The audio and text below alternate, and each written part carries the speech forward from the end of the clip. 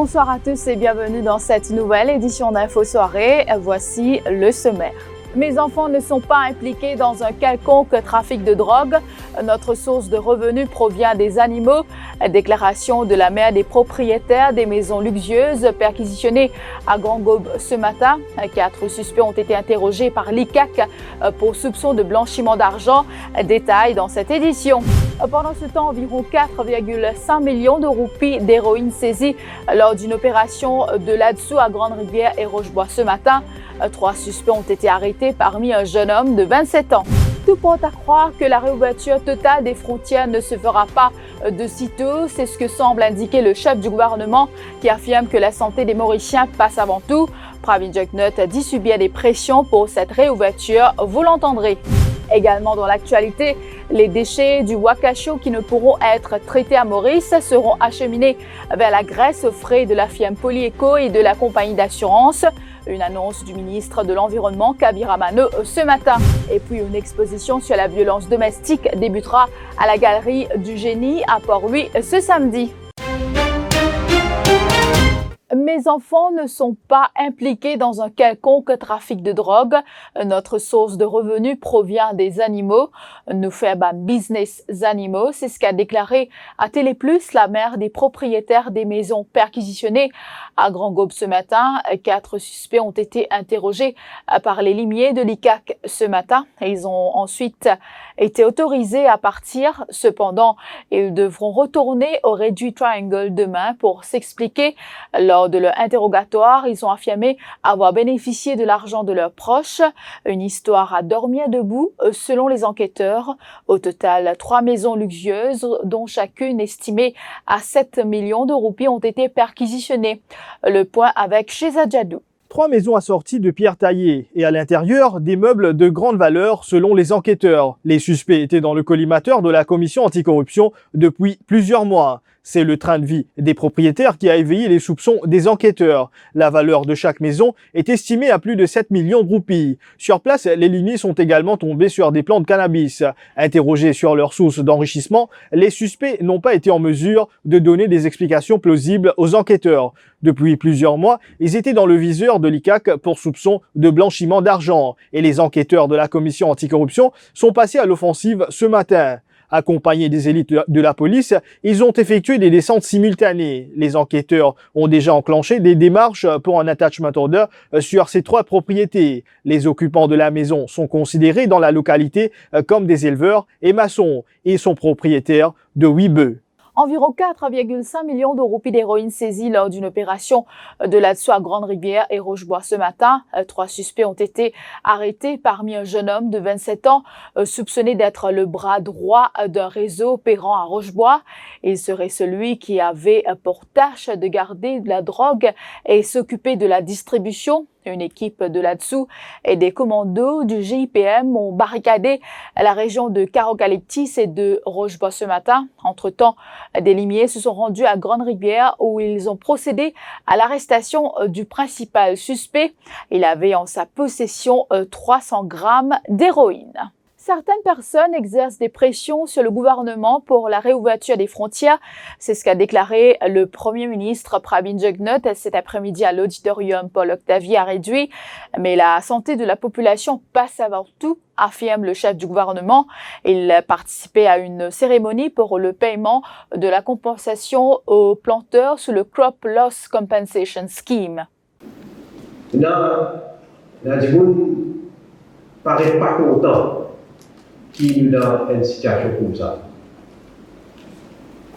Et puis, mettre tout cas de pression, le gouvernement, le roi, pour dire qu'ils ont ouvert frontières,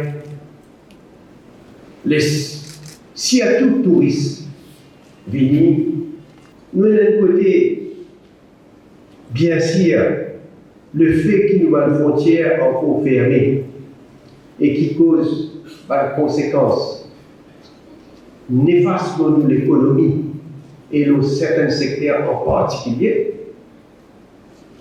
Et de l'autre côté, un pays quand même qui est capable de fonctionner, qui est capable et dans les autres activités économiques, sociales, et qui peut permettre nous bouger sans crainte, sans peur,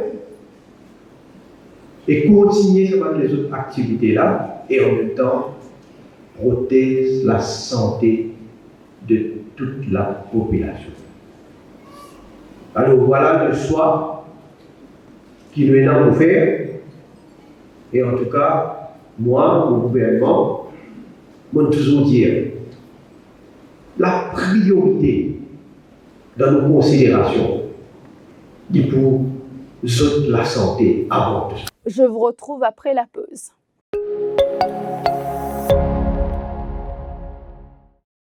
Filippo Berio, Filippo Berio, Filippo Berio, Filippo Berio, Filippo Berio, Filippo Berio, Filippo Berio, olive oil. 150 years of perfection, of dedication,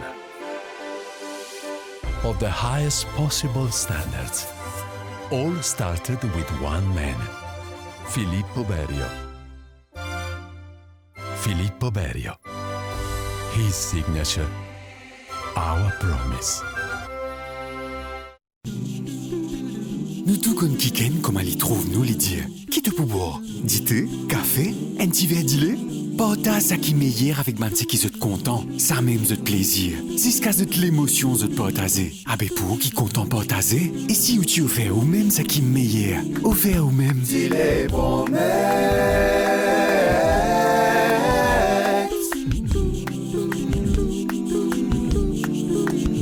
Dis les promesses. C'est une collection tas 6 pour nous, Mauriciens. Comment sous collection? Quand on a acheté ça, c'est dit les Promex, ou gain un tas bien original en cadeau. Dit les Promex, partage l'émotion.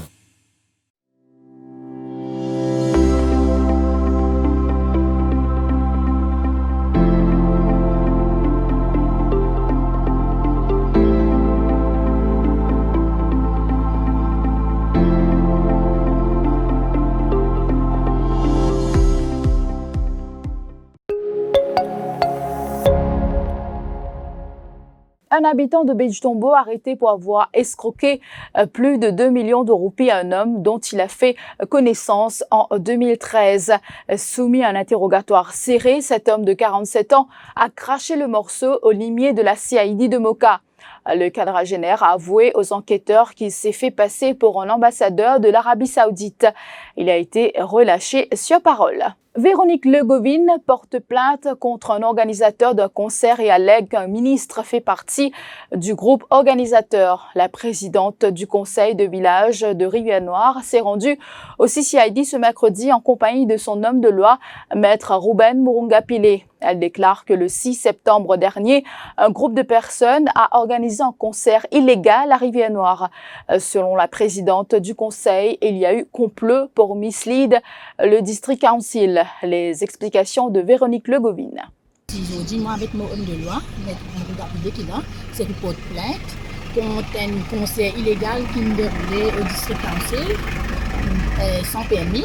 Et même quand le conseil il prend connaissance du concert, il informe la police. Et la police n'est pas capable d'arrêter le concert. Et il y a beaucoup de conspiration et puis il y a beaucoup de diffamation aussi. Que dans certaines personnes qui nous disent dans le concert et qui peuvent mettre bâton dans la roue, etc., qui sont dans notre permis et qui nous peuvent prendre de la jeunesse, nous peuvent faire activité, mais c'est complètement faux parce que connaît tout le monde bien pareil, nous disons que tout le monde pareil dans les districts council. Quand on peut faire un concert, une activité, nous pas contre activité, nous pas contre concert, mais tout le monde bien pareil. Personne pas au-dessus de la loi. Son avocat, maître Ruben Murungapile, souligne qu'une institution doit travailler en toute indépendance. Ce qui a fait partie de terrain, et ce qu'ils ont fait, le cadre qu'ils ont envoyé terrain au Fire Services. Fire Services dit qu'il y a une application dans le cadre. La police, les cadres qui ont une application, Masa les cadres. Parce que là, l'organisation même, il peut être une entité. Il peut être une organisation qui est enregistrée. Il peut donner un permis. L'autre du monde, chaque permis vient de l'autre, chaque du monde est différent. Il n'est pas normal. Ce qui plie en béton là-dedans, c'est le commissaire de police, c'est une grande responsabilité à assumer. Le commissaire de police aussi fait une faute dans le sens qui La police au courant qui y a un conseil qui est déroulé, district council informé qui n'a permis pas fin autorisé. La police vient même mettre un officier là-bas, special duty. Et dimanche, selon nos informations, la police vient envoyer une lettre et parmi ces organisateurs là, dit que oui, et football, ok, mais pour musical animation has not been authorized. Et malgré ça, le conseiller finit dans Dieu. Imaginez dans un moment pareil, si tu arrives à un problème là-bas, ça tu peux devenir responsable. Et d'ailleurs, il arrive un problème, il y a un hobby nouveau tout là-bas. Et parce qu'il y a la police, dans un conseil pareil, côté d'un membre public, nombre de personnes, et il n'est pas normal. Et surtout, pas de ministre, ça ne peut pas essayer d'influence, pas de fonctionnaire, pas d'institution de travail en toute indépendance. Les partis de ministre peut téléphoner le président, peut dire, tu peux boycotter ça, donne covering, toi-même, comment dire ça? Donne covering approval, toi-même, après prendre l'autre. Mais pas une question de faire de la transparence. C'est en Grèce que les déchets qui ne pourront pas être décontaminés seront acheminés, et ce aux frais de la compagnie Polyeco et de la compagnie d'assurance. Information fournie par le ministre de l'Environnement, Kavi Ramano, après le déversement d'hydrocarbures du Wakasho.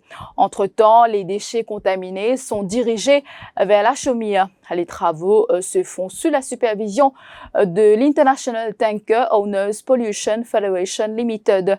Kavi Ramano intervenait dans le cadre de la Journée internationale de la protection de la couche d'ozone ce matin à Eben. À la Chaumière. Donc là, nous allons disposer de tous ces wastes là-bas. Et éventuellement, la compagnie Polyeco, ce qui pourra être décontaminé ici sera décontaminé ici, mais ceux qui ne pourront pas être décontaminés ici seront acheminés vers la Grèce. Là-bas, vous avez des compagnies spécialisées qui seront responsables pour la décontamination. Tout cela sera aux frais de la compagnie, de la compagnie Polyeco et aussi la compagnie d'assurance. Les problèmes légaux rencontrés par les personnes âgées dans une population vieillissante. Tel était le thème de la conférence juridique organisée par l'Université du 3e âge de Maurice en collaboration avec la Senior Citizen Solidarity Foundation et Prism Chambers à l'auditorium Octavier a réduit ce mercredi. Le droit de succession et la réforme de pension aussi abordés par les différents intervenants qui ont donné un aperçu du système juridique mauricien et de ses dispositions afin de mieux protéger nos aînés. Compte rendu de Shivani Venkatachelum.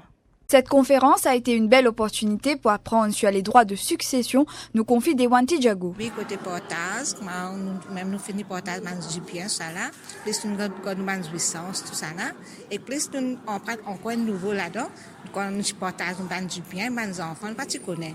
Les autres disent, on dit, il faut dire que portage, nous bien. Mais les enfants qui ne pas accepter, ils ont droit challenge ça la portage là. Ça que mon enfant a nouveau. Oui, un nouveau affaire. Un avis partagé par Gitari Ramsaran, le septuagénaire compte partager ses connaissances avec son entourage. Dans Viezou, dans la 70 ans, c'est que mon parti connaît, à Zodi, on connaît. On a aussi gagné qui conseil? Oui, automatiquement. Ça va un conseil qui est là, il peut profiter, pas pour moi 10. Il pas 10 pour moi, comme on peut porter ça et qu'on va un collègue, qu'on va un camarade qui est dans les environnements, ça peut profiter pour moi aussi. À l'université du 3e âge, une cinquantaine de seniors ont confié avoir déjà été victimes de maltraitance, d'où l'initiative du professeur Armugam Parsuramen d'organiser cette conférence. L'idée, c'est d'avoir on appelle ça une legal clinic. On appelle ça une clinique. Right? Nous venons, nous prenons ce moment donné, et là, nous prenons un avocat pour donner nos advice. Si besoin d'avouer, nous avons avoué. Si besoin de noter, nous avons noté. Nous avons un advice, de la guide. Vous comprenez? Parce qu'il y a une bande qui a hésité pour autres venir de l'avant. Et là, on peut autres venir de l'avant. Vous comprenez? Alors, bande cas comme ça, nous traitons une cinquantaine de cas. Joanne Hack, fondatrice de Prism Chambers, annonce que ces aînés seront prochainement formés sur d'autres lois qui les concernent. Et l'intention, c'est pour qu'on tire abondamment de sujets qui légales qui peuvent intéresser dans le futur, tels que le droit de la famille, domestic abuse, criminal law, etc. Donc nous pouvons aborder certains aspects dans les mois qui viennent, là, ça va les autres aspects légaux. Afin de mieux informer et équiper nos aînés, les conférences et formations à l'intention de nos aînés vont se poursuivre. Et puis, pour terminer cette édition, une exposition sur la violence domestique intitulée Unravel se tiendra à la Galerie du Génie à Port-Louis à partir du 19 septembre prochain de 9h à 17h. Les œuvres sont signées Max Anish Gauria, Daniel Pazzo, Nim John Dosing et Chloé Hip. Des installations, des photos, des illustrations et des collages, entre autres, évoqueront la puissance pour défaire la violence domestique. Voilà, c'est la fin de cette édition d'Info Soirée. Merci de l'avoir suivi et bonne soirée à tous. L'info en continu sur le www.defimedia.info.